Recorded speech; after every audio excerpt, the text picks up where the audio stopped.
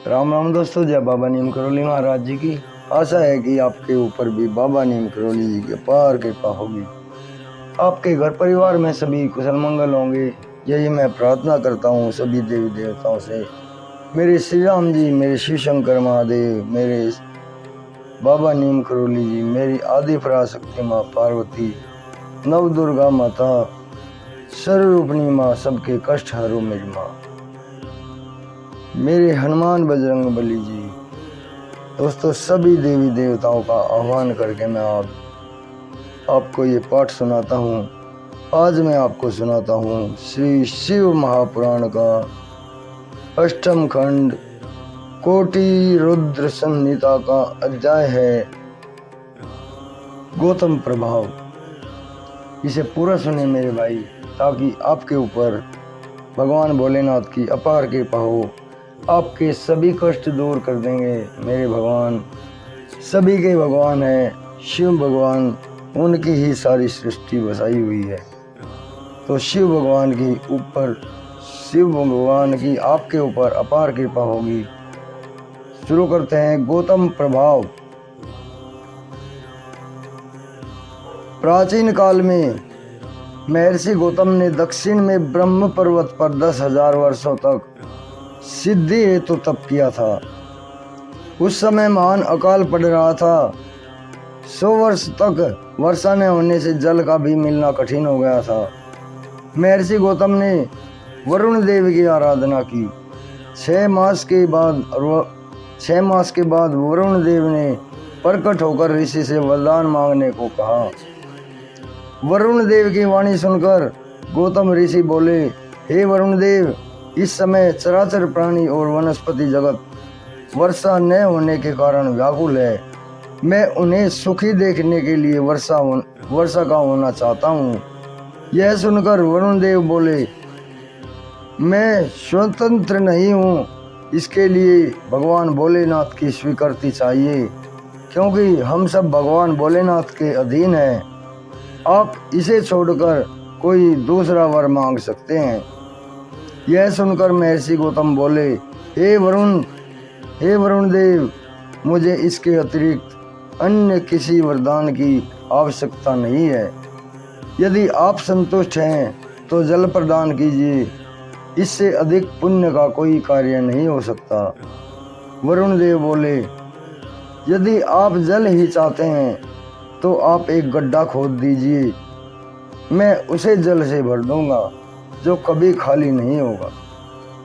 इससे विश्व में आपका नाम होगा। गौतम ऋषि ने तुरंत ही 1 हाथ लंबा और चौड़ा गड्ढा खोद दिया। वरुण देव ने उसे पानी से भर दिया और वरुण देव ने गौतम ऋषि से कहा, इस स्थान पर हवन, दान, देव पूजन, तपस्या, पितृ श्राद्ध आदि करने से सब सफल होंगे। इतना कहकर वरुण देव अंतर्ध्यान हो गए। गड्ढे के उसी जल से अन्न पैदा किया जाने लगा। इससे सभी जीव जंतु संतुष्ट और परम प्रसन्न हुए। वह स्थान गौतम ऋषि की कृपा से रिद्धि सिद्धिदायक हो गया। जय शिव शंकर महादेव। तो दोस्तों, ये गौतम प्रभाव ये पाठ पूर्ण हुआ है। अब मैं आपको सुनाता हूँ महर्षि गौतम को गो हत्या का दोष। एक दिन की बात है कि गौतम ऋषि के शिष्य उनकी आज्ञा से गड्ढे से जल लेने को गए। उसी समय अन्य ऋषियों की पत्नियां भी वहां पर जल भरने के लिए आईं। स्त्रियों ने ऋषि गौतम के शिष्यों से कहा, पहले हमें जल भर लेने दो, तुम हमारे बाद में जल भर लेना। इसके साथ ही उन्हें कुछ फटकार भी लगा दी। इस पर गौतम ऋषि के शिष्य बिना जल भरे ही आश्रम को लौट गए। ऋषि पत्नी अहिल्या जी उन्हें समझा बुझाकर स्वयं जल भरने गई। उन्होंने स्वयं ऋषि गौतम को जल ला कर दिया। तब अहिल्या जी स्वयं जल भरने के लिए जाने लगी।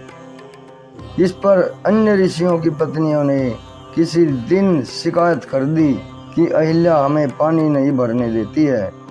वह कहती है कि मेरे पति ने ही वरुण देव से यह वर पाया था, तुम्हारा यहाँ कोई अधिकार नहीं। इस पर ऋषि लोग गौतम ऋषि से नाराज हो गए। उन्हें दुख पहुंचाने के लिए वे गणपति का पूजन करने लगे। गणपति प्रत्यक्ष रूप से प्रकट होकर कहने लगे, मैं आप लोगों से प्रसन्न हूँ, आप लोग वरदान मांग सकते हैं।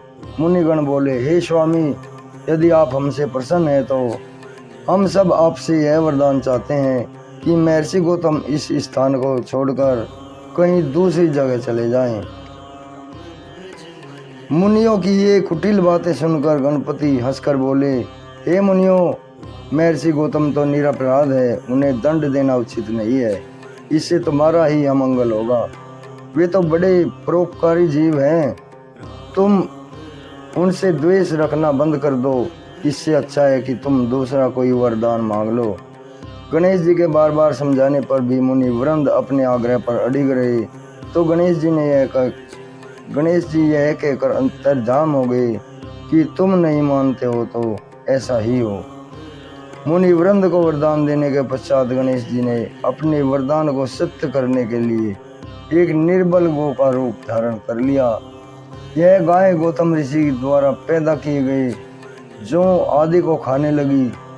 गौतम जी ने उस गाय को एक तिनके से खेत से बाहर हाँक दिया। तिनके से तड़ित होने पर गाय गिर पड़ी और उसकी मृत्यु हो गई। यह देखकर गौतम ऋषि को बड़ा भारी दुख हुआ। उन्होंने अपनी पत्नी अहिल्या को बुलाकर कहा, पता नहीं भगवान शंकर हम पर क्यों क्रुद्ध हो गए हैं, जो गो हत्या का पाप मुझे लग गया है। उसी समय वे कपटी मुनिगण भी वहां आ गए। वे महर्षि गौतम, उनकी पत्नी अहिल्या और उनके शिष्यों को बुरा भला कहने लगे।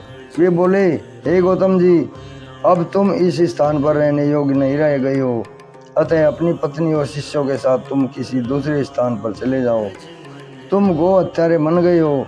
इतना कहकर वे सब मुनि मिलकर उन पर पत्थर बरसाने लगे। इस पर गौतम ऋषि वहां से एक कोस की दूरी पर दूसरी जगह रहने लगे। 15 दिन के बाद गौतम ऋषि ने उन ऋषियों के पास आकर प्रायश्चित का उपाय पूछा।